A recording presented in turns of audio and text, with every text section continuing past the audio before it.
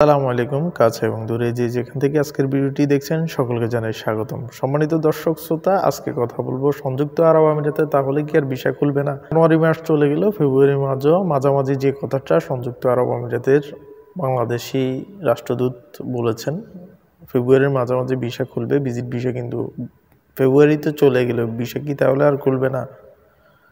এ নিয়ে আপনাদের অনেকেরই প্রশ্ন, অনেকেই কমেন্ট করতেছেন, অনেকেই জানতেছেন, অনেকেই আবার বলতেছেন যে সংযুক্ত আরব আমিরাতের ভিজিটার খুলবেই না। তাদের উদ্দেশ্যে আজকের ভিডিওটি। আসলে কি খুলবে না এই বিষয়ে আপনি যদি জানতে হয় পুরো ভিডিওটি দেখতে হবে। ভিডিওটি দেখার আগে আপনি যদি আমার চ্যানেলে নতুন হয়ে থাকেন অবশ্যই চ্যানেলটি সাবস্ক্রাইব করবেন।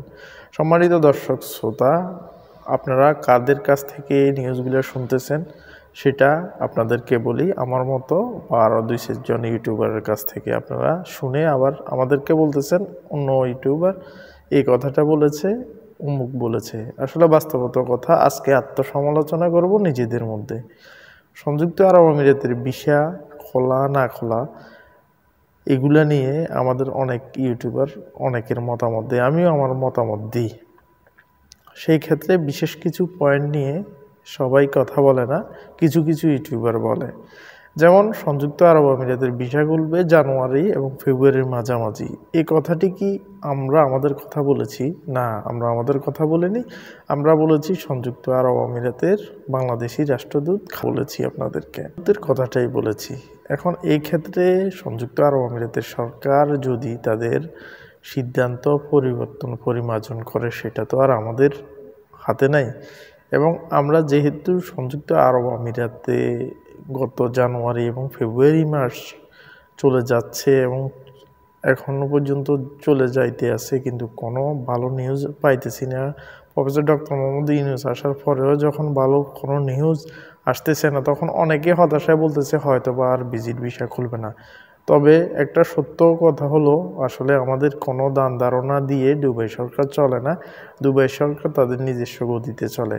তবে আমার একটা ক্যালকুলেশন বা আমার একটা সিদ্ধান্ত বা আমার একটা মতামত যদি আমি আপনাদেরকে বলি, এত হতাশ হওয়ার কিছু নয়।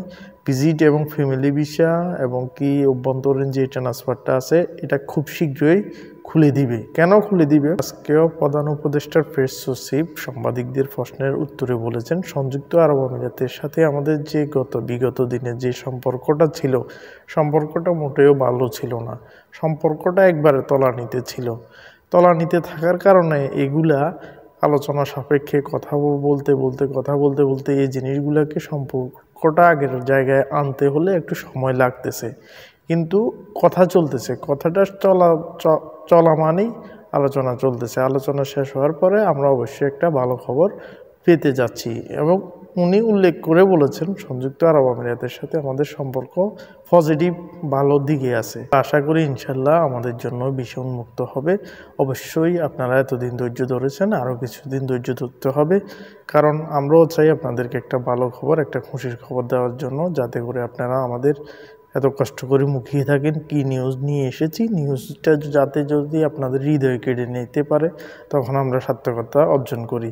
তো আজকের ভিডিওটি এই পর্যন্তই। অবশ্যই চ্যানেলটির সাথে থাকবেন এবং বেশি বেশি শেয়ার করে দিবেন। পরবর্তী ভিডিওতে আবারও দেখা হচ্ছে। আল্লাহ হাফেজ।